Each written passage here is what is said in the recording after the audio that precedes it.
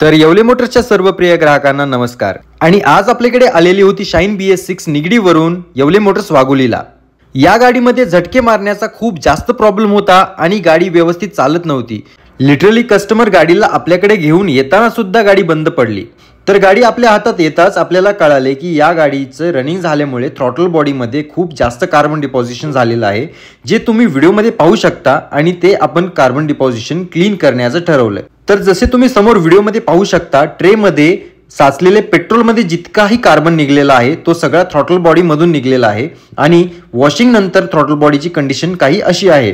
आणि जर तुमच्याकडे ही शाईन BS6, युनिकॉर्न BS6 किंवा ॲक्टिवा BS6 या गाड्यांपैकी कोणतीही गाडी असेल आणि झटके मारत असेल, तर खूप हाय चान्सेस आहेत की त्याच्या थ्रॉटल बॉडीमध्ये कार्बन डिपॉझिशन झाले असेल। थ्रॉटल बॉडी आणि इंजेक्टर वरती कार्बन डिपॉझिशन झाल्यामुळे फ्यूल सप्लाय खूप फ्लक्च्युएट होतो आणि इंजिनला व्यवस्थित फ्यूल सप्लाय न मिळाल्यामुळे इंजिन झटके मारू शकते आणि तुमची राईड क्वालिटी खराब होऊ शकते। तर आपण आता थ्रॉटल बॉडी आणि इंजेक्टर क्लीन करून बसवल्यानंतर गाडीची फायरिंग ऐकूया।